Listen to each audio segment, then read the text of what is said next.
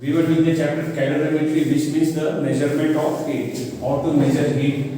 Heat given to a body or taken out from a body depends on three factors according to the formula. H is equal to mc theta or mc delta T. That is mass, nature, and temperature difference. That we learned yesterday. The SI unit of heat energy is joule. Other unit is calorie. Then I discussed about the SHC, specific heat capacity of the body. It is the amount of heat required by a unit mass of the substance. In calorimetry, whenever the word specific mentioned, specific means you have to say unit mass in all cases. And here the word specific is not coming, so there you will not mention about the unit mass. Like I said, specific heat capacity and heat capacity. I said both. The specific heat capacity definition, we say it is the amount of heat required to raise the temperature of unit mass of a substance, because the word specific is the unit mass of the substance through 1 degree Celsius or through 1 Kelvin. Whereas heat capacity definition, I said it is the amount of heat required to raise the temperature of a body through 1 degree Celsius or through 1 Kelvin, without mentioning about the unit mass, because the word specific doesn't come there. Heat capacity and thermal capacity is same, one and same. What is the SI unit of specific capacity? Yesterday I said joule per kg per Kelvin, and the SI unit of heat capacity is only joule per Kelvin. Joule per Kelvin. And what kind of substance will have the high value of SHC? The substance which has which is a bad conductor of heat or poor conductor of heat will have high value, and which is the good conductor of heat will have low value of SHC. The substance whose temperature rises or falls quickly, so they will have low value of SHC, because without containing much heat their temperature is changing. Whereas the body where the temperature changes only absorbing larger quantity of heat, that is the temperature change takes place slowly. I mean temperature rises also slowly and fall also slowly, then the body will have high value of SHC. Among the common substance, it is water which has the one of the highest value of specific heat capacity. It is hydrogen gas actually which has, among all the substances, hydrogen gas has the highest value, but that is not common to us, that is uncommon. Whereas water is very common, and water becomes very useful because of this fact that it has got very high value of SHC. Now, there are recent test questions based on the high SHC of water, that we can add like as a heading is consequences of high SHC of water. It comes under this heading. Consequences means recent type questions, or the where we are making use of high SHC of water. Consequences of high specific heat capacity of water. So one thing keep in mind, any question from the chapter heat where the either heat is lost or heat is absorbed and related to water, all the questions will be answered on the basis of this fact that the water has very high value of SHC. We'll begin our answer because water has very high value of SHC, and then after that we'll be writing a bit detail of it. We'll elaborate our answers. Then there we can add either water can act as a heat absorber in case water is a cold body and other body is hot body. Water will absorb heat. That also in the form of large quantity, because it has got very high value of SHC. And it can even, in case of it is a water is a warmer body and other body is colder, then water can supply the large quantity of heat to the colder body due to the fact that it has got very high SHC. It has content absorbed larger quantity of heat, definitely it will keep the heat for longer time, and it can supply the heat, it can lose the heat, or it can supply large quantity of heat, and that also for a longer period of time. That makes water very, very useful. So you have to see the situation, what kind of situation is there. If the water is, whether water is a hotter body or water is a colder body, it all depends on that. Now I give example number 1. You can write down also, or you can just listen to me. Water is used as an effective coolant. You can add that. water is used as an effective coolant, coolant, coolant in a car radiator. Your question will come like this: why water is used as a coolant in car radiator? Give reasons. Then our answer will be like this. We say, since water has very high SHG of water, due to which water can absorb or can extract or can drive away large quantity of heat from the car radiator and can cool it effectively, more effectively, or can cool it effectively. Water has got high, because water has capacity of absorbing large quantity of heat, then its temperature will change. That is, before water boils or before the water temperature increases, water will be extracting large quantity of heat from the car radiator. Then car radiator is losing large quantity of heat and effectively it becomes cool or colder. So that is the reason, guys. So we are relating the answer. Like full answer we write, but we start our answer using this fact now, high SHG of water fact. Second one, you must have seen and you must have realized it. So I am talking. So whenever a person is suffering from fever, high fever, wet cloth is put on the forehead, or sometimes the body is drenched with water. In case the fever is very high. When a person suffers from high fever, you can write it down. When a person suffers from a high fever, very high fever, a wet cloth is put on the person's forehead. Why? Question will come. Then our answer again will begin like this. Since water has a very high value of SHG, so due to this fact, water will be able to absorb or extract large quantity of heat from the person's body and can effectively bring down the fever. So that is the idea. Third question, here you see that these are the situations where water is acting as a cold body, that is, water is absorbing heat. But there are cases where water will be acting as a heat supplier. So water can act as both heat absorber and as well as heat reservoir, that is heat supplier. It can supply the heat in case the other body is colder. So those are also the situations there. Suppose another question may come like this. Hot water bottles are used for fermentation. That means, suppose your certain body parts is swollen up, then you will be using hot water. Even in case of stomach ache, we put hot water bottle or hot water bag is used and kept under the stomach or the affected portion over there. On top of that, we will be keeping it. Why? What is the reason? Because water has got very high SHG of water. We will start our answer using this fact. Due to this fact, water will supply the heat. Water can supply the heat for longer period of time. Why it will supply the heat for longer period of time? Because it has high value of SHG. It has stored larger quantity of heat. So water can supply the heat for longer time to the affected portions and keep it warmer for longer time. So that is the idea behind. Same thing, suppose during severe winter, we find that the plants are not normally, they survive. Many plants die, but quite many plants they survive. You know what makes it the plants to survive? Water. This is fact. SHG, higher water running in the stem of the plants will supply the necessary heat for their survival.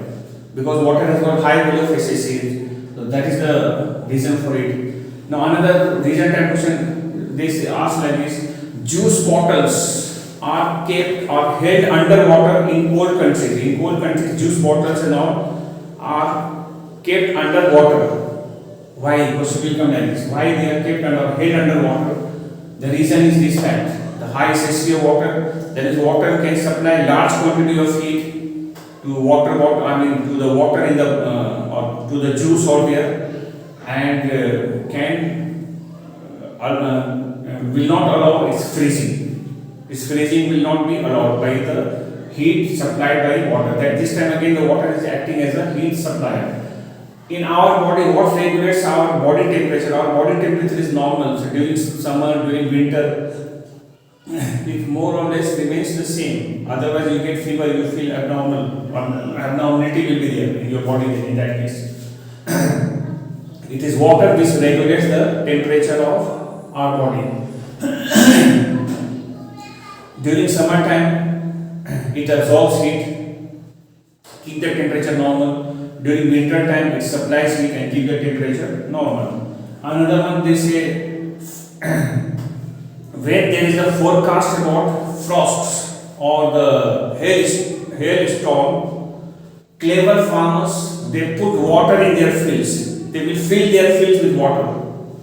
Why? Question will come. You will start your answer using this fact. Since water has got very high value of SHC, due to this fact, now this time water and you can just compare the piece of hailstone, that means the piece of ice, which is the water body, the water, and this one body, the stone piece, I mean the hailstone, and that means the piece of ice is colder. So water, plenty of water we are putting there in the fields. That means those water will supply large quantity of heat to the piece of hailstone. So before the hailstone comes closer to the ground and hitting the crop, they get melted. They melt on the way, or their size reduces. Either of this will happen. Either they will melt, their size either will reduce to a small one, or they will completely melt. That means the damage to the crops will be prevented. So that is what done by clever farmers. So these are the situations where our answer is exactly, based on the fact that water has got high value of SHC. So these are the consequences. There can be many reasons that question you can think and answer. You know, sometimes they say the climate in the coastal region is moderate. Why? Again, same reason. Coastal region has got plenty of water in the sea. Daytime, it absorbs maximum heat of the sun, so keeps the temperature normal. And at night, whatever amount of heat it absorbs during the daytime, it loses back to the land. That means land is supposed to be land gets heated up faster and cools also faster. But night, it is supposed, because it hasn't contained large quantity of heat, I am talking about the land. So land will be losing also faster. The land is supposed to be very cold at night, but it won't remain very cold in the coastal region because the heat is supplied back from the sea, from the water to the land. Whatever amount of heat it stores in the daytime, it is lost back to the land at night or in the evening hours. So the temperature is very much moderate, means average temperature, neither too hot nor too cold throughout the year that happens. So these are the recent test questions we can think and answer on the basis of this fact, high SHC of water. Any question related to water and question is talking about the heat lost or heat gain. The body is either losing the heat or gaining the heat. It's all based on this fact. So we have to answer it very carefully. Now another type of questions is like this, right? Consequences of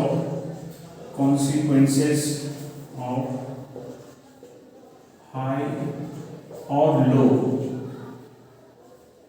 thermal or heat capacity.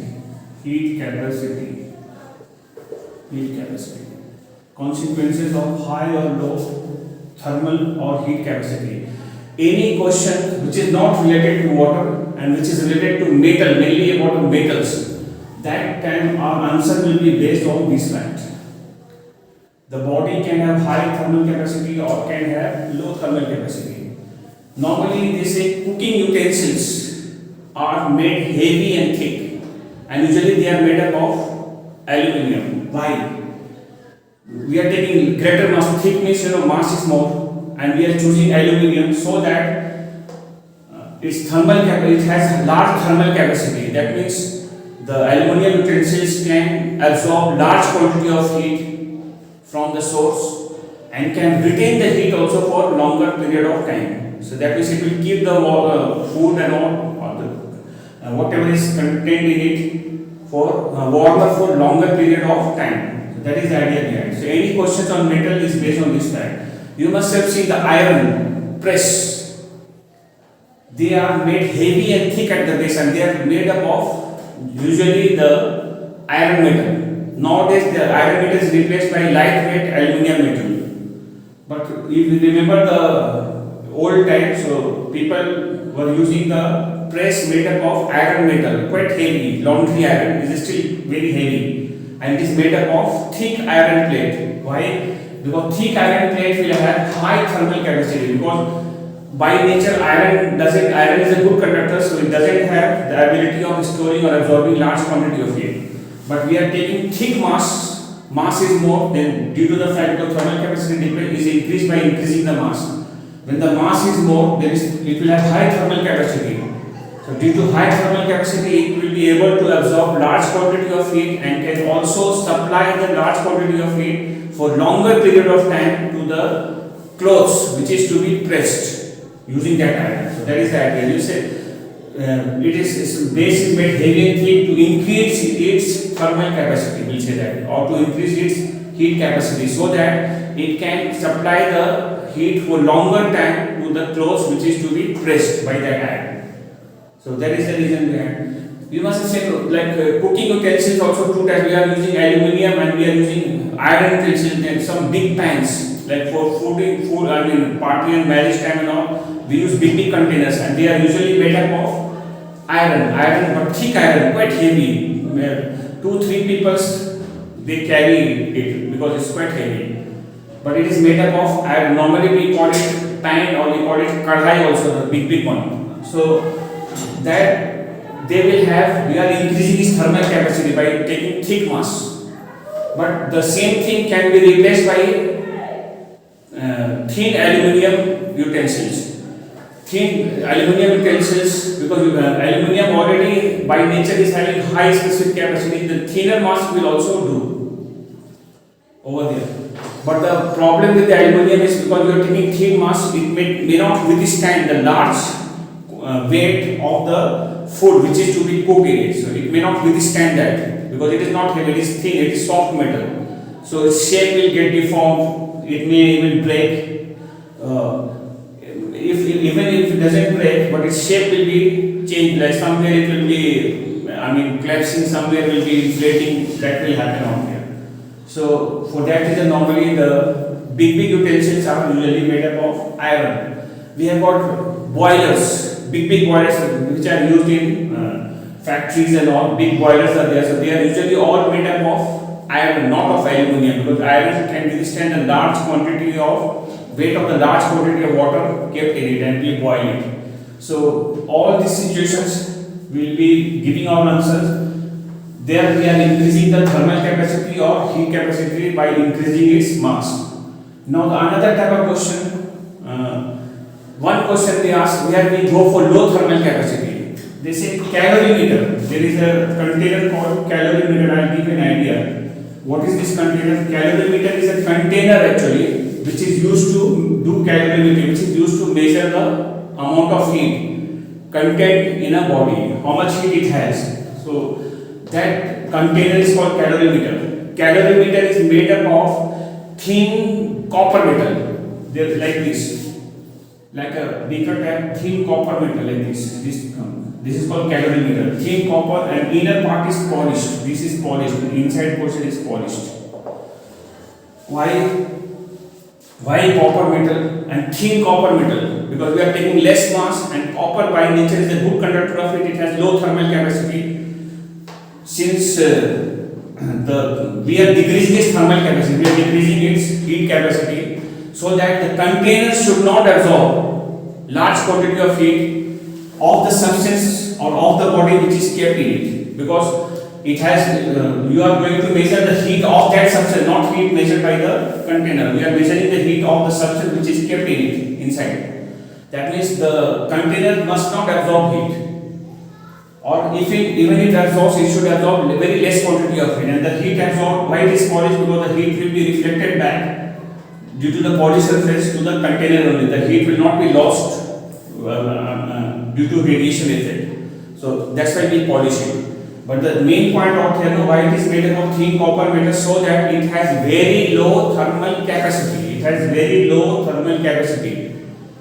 By doing so, we decrease its thermal capacity and make it very low, so that it does not absorb sufficient quantity of heat of the substance or of the body which is kept in the calorimeter, whose heat we wanted to measure or whose heat we have to measure. By chance, if it absorbs quantity of heat, then the amount of heat which you are going to measure will be giving a wrong value, will not be giving a correct value. Suppose out of 100 joule, 50, so 60 joule is absorbed.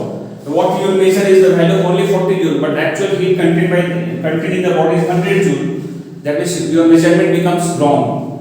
If it absorbs only little bit, that is 0.001 joule, that is the amount of heat which you are measuring is 99.999. This kind of value is coming. That is very close to its actual value. That's why they must have a very low thermal capacity. By doing so, we are reducing or we are lowering its thermal capacity. So a copper calorimeter or calorimeter is made up of thin copper metal with the inner part polished. Why we polish it? To minimize the loss of heat due to radiation. There are three ways the hot substance can lose heat. So they are conduction, convection, radiation. So polished surface will be reflecting the heat back to the container, so it minimizes the heat loss due to radiation. So that is how we will answer these questions. Any question other than water, our answer will be based on high or low thermal capacity. Normally low thermal capacity we go only in case of calorimeter, and other all cases we go for high thermal capacity. We are increasing its thermal capacity, heat storing capacity we are increasing. By nature it may not be storing large quantity of heat, but by increasing the mass we are increasing its thermal capacity. Nowadays you must have observed we are using iron, the lightweight, dry iron, very lightweight. Why? Because we are not using the iron metal, we are using aluminium nowadays, because aluminium by nature has got very high value of, by nature has got high value of SHC, that means value of C is high. That means thermal capacity already will be high, so less mass will also be able to store large quantity or sufficient quantity of heat which can be used for pressing the clothes. So lightweight iron is replacing the iron, the thick iron metal press, or the iron which we used to use in the old times. Okay. Now these are the recent types questions. One or two questions comes very often on this. Then after you have to write down this one. Principle of calorimetry. Principle of calorimetry. Principle of calorimetry. So the statement will write. It states that the amount of heat lost. It states that the amount of heat lost by a substance. Amount of heat lost by a substance is equal to the amount of heat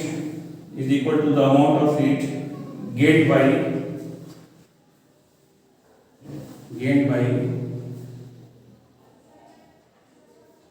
another substance till both the bodies attain a constant or common temperature, till both the bodies attain a constant or common temperature. That is the statement of principle of calorimetry. Then after that you can continue, and which means that heat lost by hot body is equal to heat lost by a hot body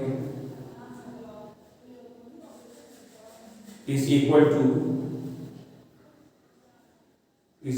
the heat gained by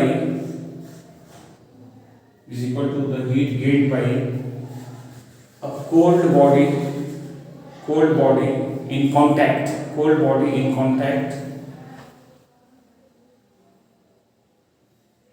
provided that no heat is exchanged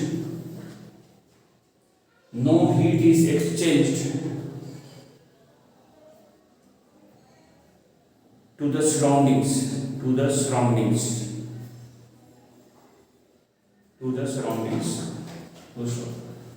Then write principle of calorimetry is also called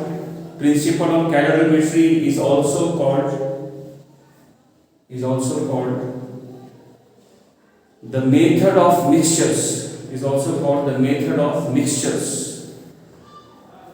The method of mixture. And it is based on the law of conservation of energy.